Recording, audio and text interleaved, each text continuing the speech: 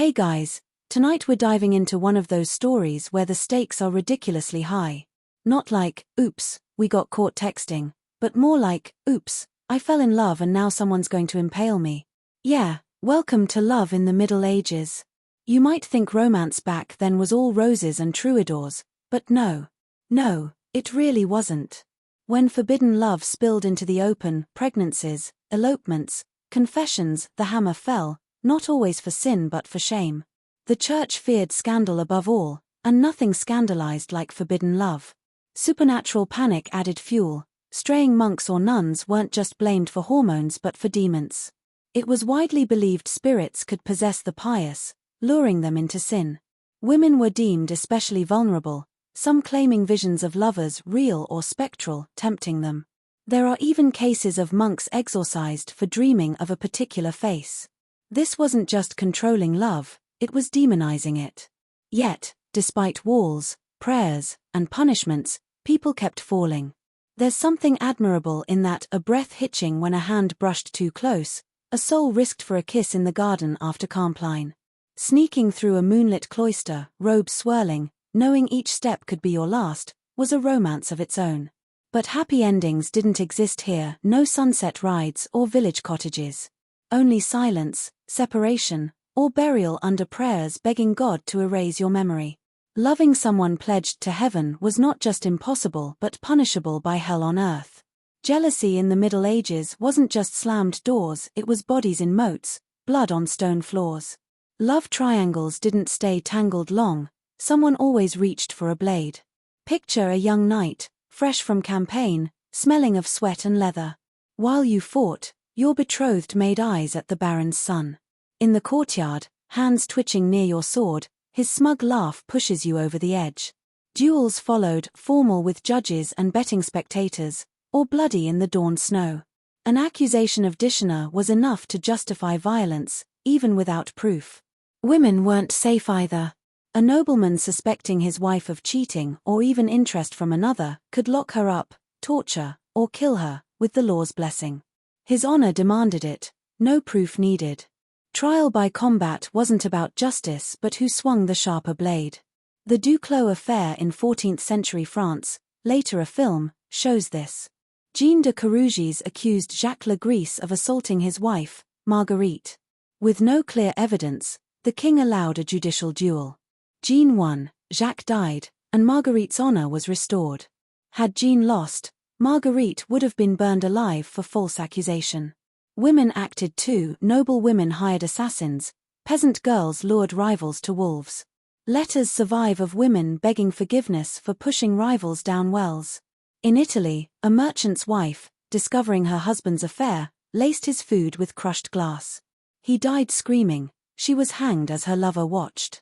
Love triangles could spark family feuds, burning houses, slaughtering livestock, ruining inheritances, generational curses born of wandering hearts. Society accepted this. Ballads celebrated knights killing rivals, maidens poisoning lovers, lords stabbing at feasts. Love was public, violent theater. In monasteries, jealousy was subtler but deadly. A nun catching a monk's glance might find her food laced with bitter herbs. A monk confessing love faced isolating prayer sessions. Jealousy was righteous for men, husbands were zealous, not obsessive, defending God's order.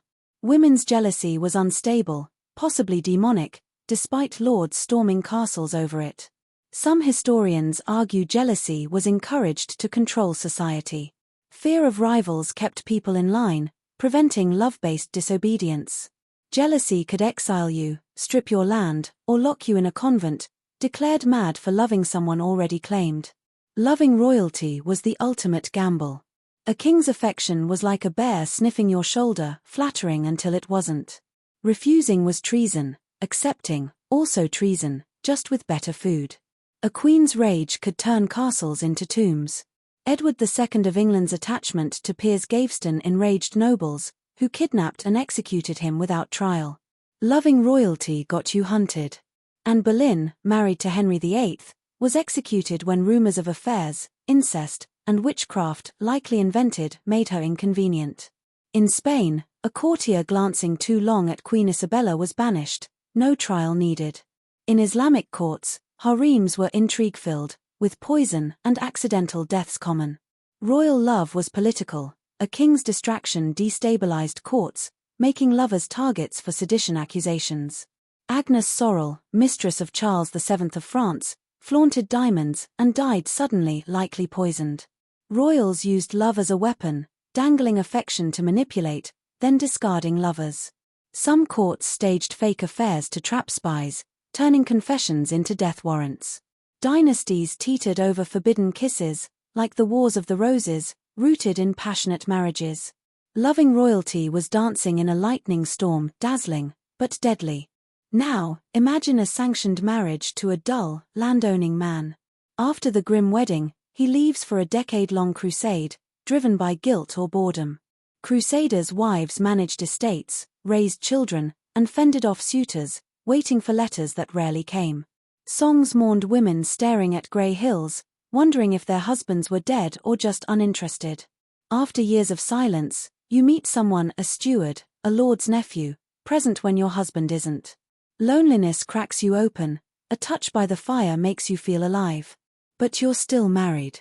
Without a death certificate or bones, the church considers you bound.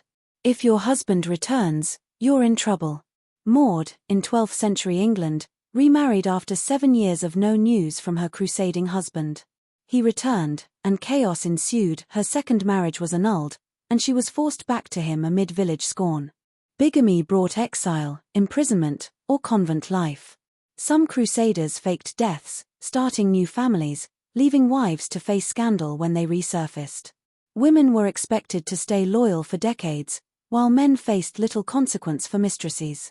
A woman loving again risked flogging, a man with a mistress got gossip. A Flemish woman wrote her crusading husband monthly for a decade, keeping his room clean, only for him to return and ask if she'd waited well. Loving during his absence risked everything: reputation, safety, life. Love was a legal minefield. By the 12th and 13th centuries, civil and canon law policed romance. No marrying cousins, no unapproved matches, no public flirting. Adultery meant ear removal, branding, or parades of shame. The Saxon Spiegel detailed fines and floggings for taking another man's woman. Noble women faced huge fines, peasants, smaller ones, nuns, burning. In Spain, disfiguring a woman's nose prevented further temptation. A 13th century Italian woman was exiled for writing romantic letters. Secret marriages were treated as abductions, with fines or execution for grooms and punishment for brides. Canon laws, ecclesiastical courts probed intimate details, dragging people in for rumors. A York woman, caught fornicating on a feast day, walked barefoot in sackcloth, reciting prayers. Marriage trapped women, violence or abandonment offered no escape, and annulments required humiliating proofs like impotence tests before clergy. You could even sue for a broken heart, forcing fines, or marriage. Love wasn't just risky, it was a codified crime, with consequences as brutal as murder. Historians still debate whether medieval love laws were strictly enforced or selectively wielded. Some argue they were tools to control the lower classes, keeping peasants in line while nobles dodged consequences. Others believe the laws were genuine but inconsistently applied, hinging on witnesses or the scandal's allure to court scribes. Regardless, the message was clear: love had rules. Break them, and you faced not just angry parents or gossip but judges with quills, fines, floggings, exile, or death. Love might conquer all, but in the Middle Ages, it had to survive a court summons first. One medieval obsession was particularly dangerous: female virginity. It wasn't just valued, it was weaponized, moneized, and guarded with paranoia rivaling that for crown jewels. A young woman's social, economic, and spiritual worth depended on her chastity. One wrong move, a laugh too loud, a sleeve brushing a knight's arm, too many love songs, made you suspicious. Suspicion alone was enough for whispers, accusations, or virginity tests. These invasive exams, conducted by midwives under priestly or noble orders, relied on superstition, not science. Was the hymen intact? Did she bleed? Results determined your fate. Pass, and you could marry well. Fail, and your life collapsed, cast out, forced into a low-status marriage, or sent to a convent as penance. Noble girls faced beatings, shaving, or branding. If the suspected lover was lower class, both faced torture or trials by ordeal, walking hot coals or plunging hands into boiling water. Healing wounds meant innocence, festering ones, guilt, often with deadly infections.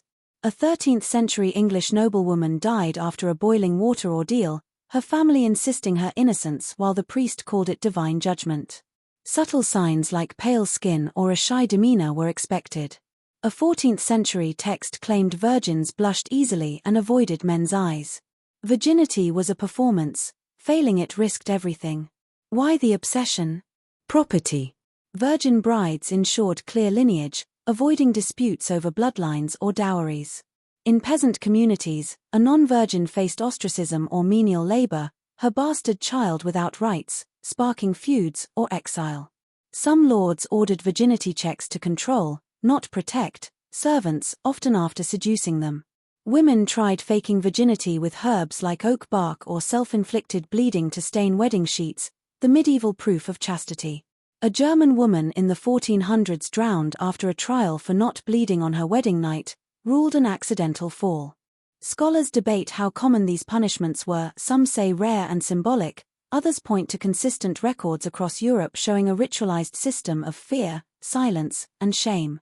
Virginity was about control, not purity, and one rumor could turn a bride into an outcast or corpse. Incest was another murky issue. Medieval marriage networks were tangled, especially among nobles, where marrying cousins was common to keep bloodlines pure. Canon law banned marriages within 7 generations, an absurdly strict rule requiring papal dispensations, bribes, and paperwork galore. Without permission, unions were invalid, children bastards, and inheritances lost. A Norman noblewoman falling for her cousin risked scandal if the Pope denied their union. She could end up in a convent, her lover exiled, and their land given to a sibling. The Habsburgs married cousins so often their family tree was a mess, prioritizing power over piety.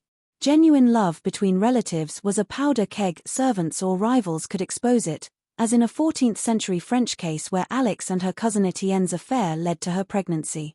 Their baby's resemblance was undeniable.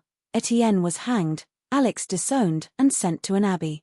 Even rumors of incest could ruin Eleanor of Aquitaine's marriage to Louis VII was annulled partly for consanguinity, a pretext for power plays.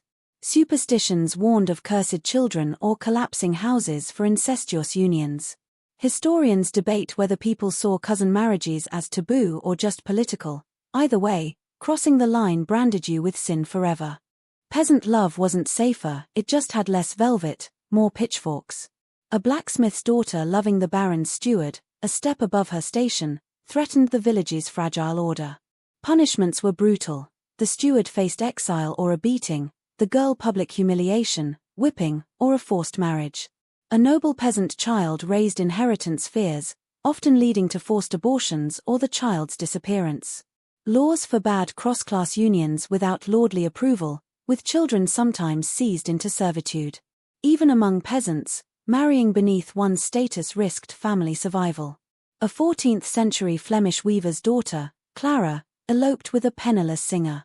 Caught, he was beaten and sentenced to labor. She was shaved and slept in a goat barn for penance. Yet, secret love letters and festival trysts persisted. Lords often coerced village women, labeling resistors as seductresses. Villagers rarely fought back, leaving women to bear the shame. Scholars debate whether small villages ignored minor defiance or if church scrutiny made even small acts deadly. Power let the elite love freely, the powerless suffered. Secret marriages were a desperate gamble. Canon law allowed marriages with just mutual consent, no priest, no witnesses. But surviving the fallout was another story. Parents, lords, and priests hunted couples, investigating vows for validity. A 14th-century English couple, Joan and William, married under a tree with grass rings. Her father dragged her back, had William flogged and banished, and locked Joan away before marrying her to an aging widower. They never stopped calling each other husband and wife. Courts were swamped with secret marriage disputes, as couples swore to vows made in barns or church porches. Men sometimes tricked women into vows for seduction, leaving them labeled promiscuous if they couldn't prove the marriage. Women bore the brunt, called reckless or liars, while men walked free. Some used secret marriages politically, like a son marrying a merchant's daughter for her dowry. Discovery after children sparked legitimacy inquiries, risking disinheritance. Bigamy, marrying two people secretly, brought lashes or exile, as in a French case where a man's identical wedding rings exposed him.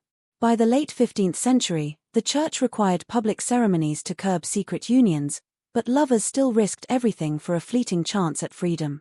Love magic was another dangerous path. Desperate for love, you might visit a wise woman for herbs, dolls, or Latin whispers. If it worked, your crush smiled more until someone noticed. Love magic was deemed witchcraft, landing you in court or a coffin. In 1324 Kilkenny, Alice Keitler was accused of making potions from gruesome ingredients. Her maid confessed under torture. Alice fled into exile. Charms ranged from knotted strings buried under doorsteps to blood or fingernail potions. The Venus glass mixed bodily fluids with wine, promising love but likely only stomach aches. Harmless or not, potion-making tools meant accusations of demon summoning or possession, escalating to exorcisms or executions.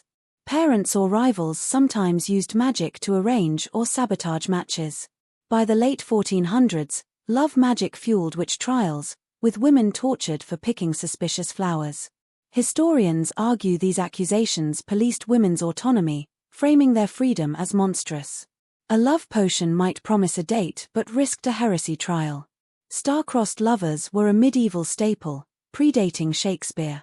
In 1300s Verona, the Montecchi and Capuletti families' feud inspired Romeo and Juliet's tale. Nameless lovers in early accounts were devoured by ancient hatreds, with no priest or poet to save them. Abelard and Heloise's passion broke every rule, ending with his castration by her family's hired thugs. Medieval love stories didn't end in weddings but in blood, banishment, or ruin. Love wasn't just risky, it was a death sentence, yet people kept chasing it, defying families, laws, and gods for a fleeting taste of something real.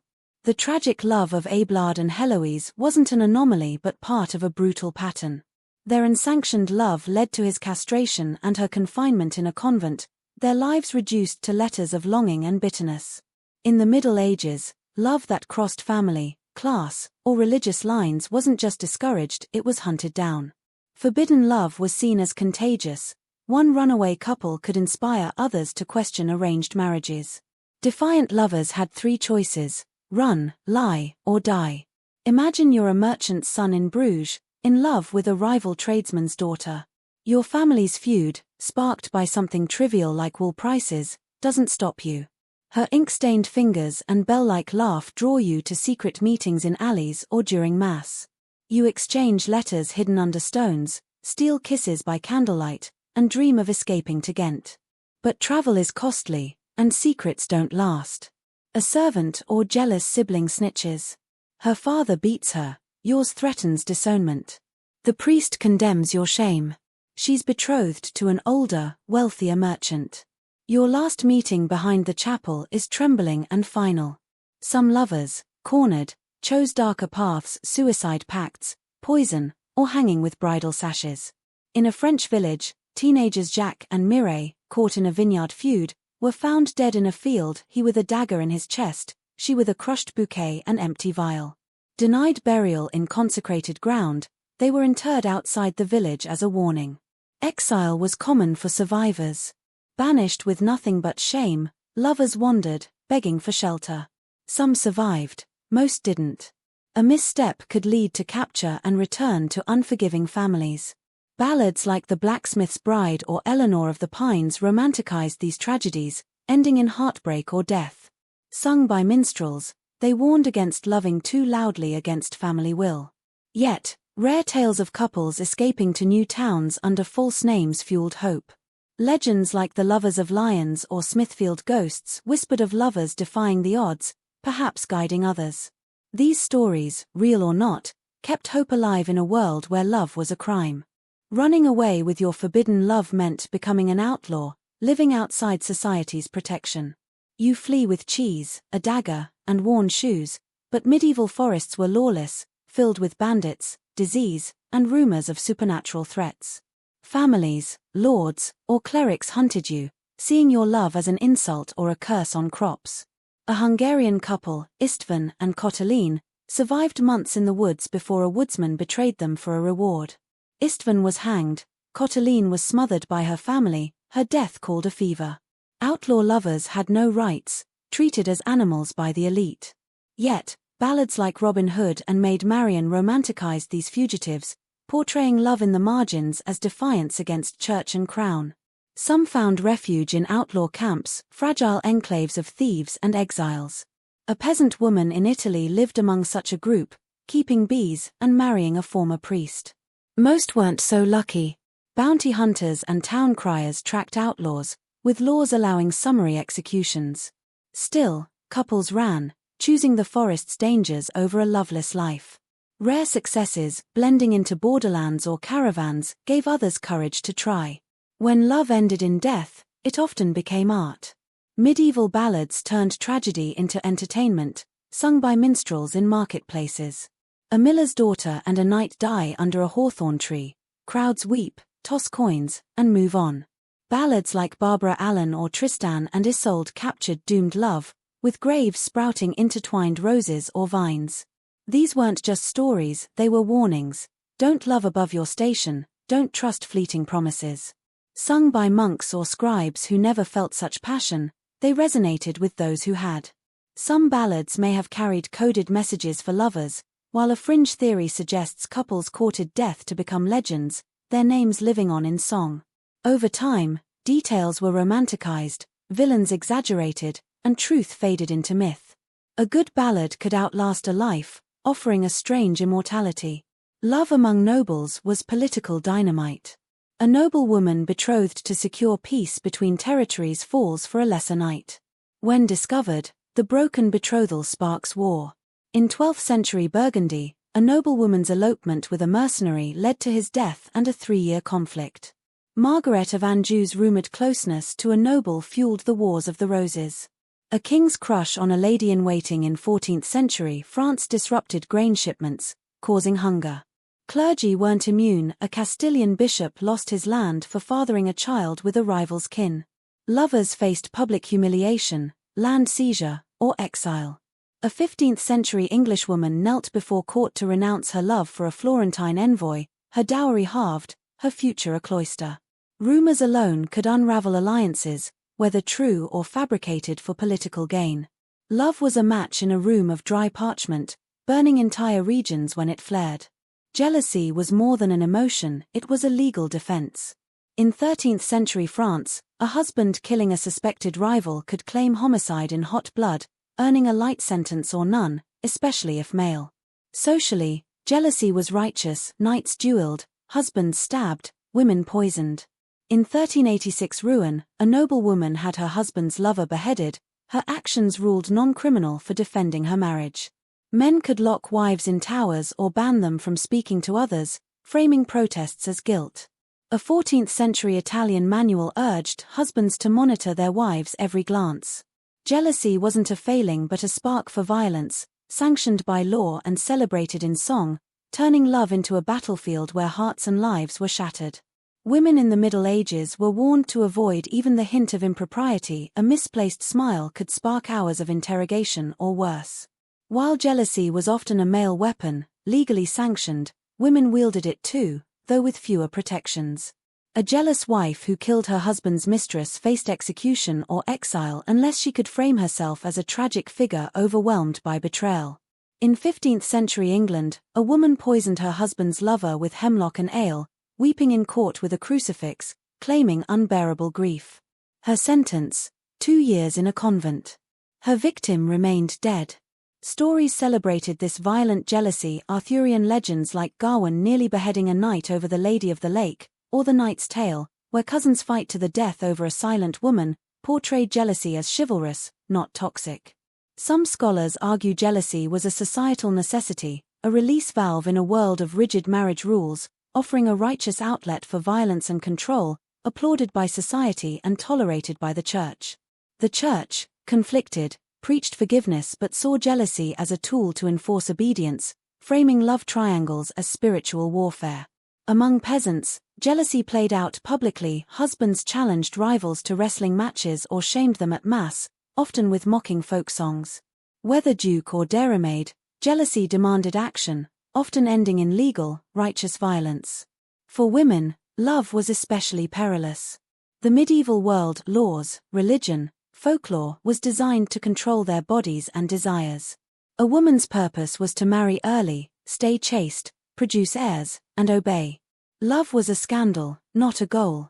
A merchant's daughter writing a simple note to an apprentice could face public shaming when it was read aloud by a priest. A noble woman sighing over a knight at a feast might be sent to an abbey for spiritual guidance. Worse cases ended in execution, burial alive, or branding. In 14th century Prague, a widow was drowned for allegedly tempting men into sinful thoughts, her name barely recorded. Women who loved other women faced erasure, nuns exchanging love letters, a physician embracing a patient, or a girl kissing another behind a church were labeled as confused or demonic. A 16-year-old in the Low Countries was burned for such a corruption of the heart. These women loved in secret, carving hearts into wood or hiding poems in psalters, their stories rarely sung. Some scholars see these acts as quiet rebellions, secret sisterhoods, or shared convent beds, keeping the spark of defiance alive. Love could erase a woman slowly through gossip and silence, but fragments of their courage survive in letters and etched names. Monks and nuns weren't immune to love's pull, despite vows of chastity. In cloisters, even emotional attachments were suspect. Friendships could be seen as gateways to heresy. In a 12th century German monastery, two monks' tender letters led to one being exiled and the other confined for years. Nuns faced similar scrutiny. A sister's subtle verse to another could mean fasting or exile. Surviving letters speak of love cloaked in metaphors, roses, doves, stars, with raw longing, like one nun's confession that her heart beat more for her companion than for God. Priests, monks, and nuns fell for pilgrims or widows, threatening the church's symbolic order. Abelard and Heloise' famous affair, tutor and student, followed by pregnancy, secret marriage, and his castration, became a literary classic, their letters blending love, guilt, and theology. Anchorites, often women sealed into church cells, faced extreme isolation, sometimes as punishment for romantic sins. A 14th century English anchorite, possibly fleeing a scandal, lived 30 years in a cell, her story whispered as either devotion or disgrace. Love in the cloister was either holy or heretical, yet some risked it, their hearts beating for someone who made them feel alive. Annulment was a brutal unraveling of love. Unlike divorce, it declared a marriage invalid, erasing vows, children, and shared years as a clerical error. A noblewoman in Normandy, married at 14, could face annulment if her husband claimed consanguinity or coercion. Court proceedings dissected intimate details, courtship, wedding night, fertility, reducing her to a legal mistake. If granted, she lost her name, property, and children, now deemed illegitimate. Eleanor of Aquitaine's 15-year marriage to Louis VII was annulled for consanguinity, though the real issue was her failure to produce a male heir. She remarried boldly, but most women were sent to nunneries or meager dowries. Men used annulments politically, to marry into power or claim infidelity, while women had little defense. In Spain, a noblewoman accused of sorcery died in prison during her annulment case, officially from fever. Annulments lingered as gossip, staining reputations. Rarely, women with powerful families could push for annulment, like an Italian noblewoman proving her husband's impotence through public examination, though she lived in isolation afterward.